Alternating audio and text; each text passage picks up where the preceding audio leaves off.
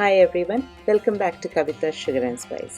ഇന്നത്തെ നമ്മുടെ റെസിപ്പി വേനൽ ചൂടിനെ ബീറ്റ് ചെയ്യാൻ പറ്റിയ നല്ലൊരു ഉഗ്രൻ ക്രീമി കർഡ് റൈസ് ആണ്.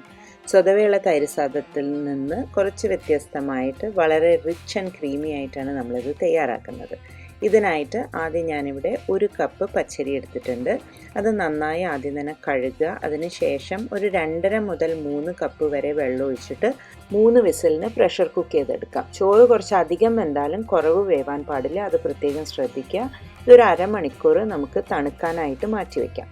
അതിനുശേഷം ഇതിലേക്ക് തണുത്ത 1 കപ്പ് പാലൊഴിച്ച് സ്പൂണ് കൊണ്ടോ അല്ലെങ്കിൽ ഒരു മാഷർ കൊണ്ടോ നന്നായിട്ട് മാഷ് ചെയ്യുക. അത് കഴിയുമ്പോഴേക്കും ആ പാലൊക്കെ അതിലൊരുവിധം അബ്സോർബ് ആയിട്ടുണ്ടാവും. ഇനി നമുക്ക് 1 കപ്പ് കട്ടിയുള്ള തൈര് ചേർത്ത് വീണ്ടും ഒന്ന് മിക്സ് ചെയ്ത് കൊടുക്കാം.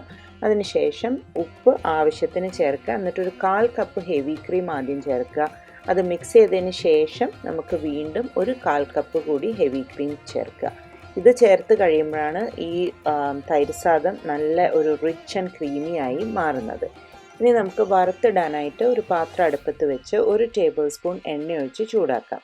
അതിലേക്ക് 1 ടീസ്പൂൺ കടുകും 1/2 ടീസ്പൂൺ വീതം ഉഴുന്നുപരിപ്പും കടലപ്പരിപ്പും ചേർത്ത് ഒന്ന് പൊട്ടിക്കഴിയുമ്പം നമുക്ക് അതിലേക്ക് 1-2 മുളക് നിങ്ങളുടെ എരിവിൻ്റെ ഇഷ്ടത്തിനനുസരിച്ച് അതും 1 ടേബിൾ സ്പൂൺ കണക്കായിട്ട് കാഷ്യൂസും 2 പച്ചമുളക് വട്ടത്തിലരിഞ്ഞതും കുറച്ച് കറിവേപ്പിലയും കൂടി ചേർത്ത് ഒരു 1-1.5 മിനിറ്റ് സോട്ട് ചെയ്തതിന് ശേഷം നമുക്ക് നമ്മുടെ ചോറിലേക്ക് അത് ആഡ് ചെയ്ത് മിക്സ് ചെയ്ത് കൊടുക്കാം.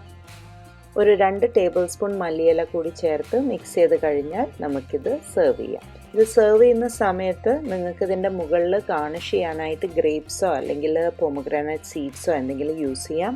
അത് തികച്ചും ഓപ്ഷണലാണ്. അപ്പോൾ എല്ലാവർക്കും ഈ റെസിപ്പി ഇഷ്ടപ്പെട്ടു എന്ന് വിചാരിക്കുന്നു. Thank you for watching my video. അടുത്ത തവണ വീണ്ടും വ്യത്യസ്തമായ റെസിപ്പി ആയിട്ട് കാണുന്നവരെ take care and have a wonderful day. By.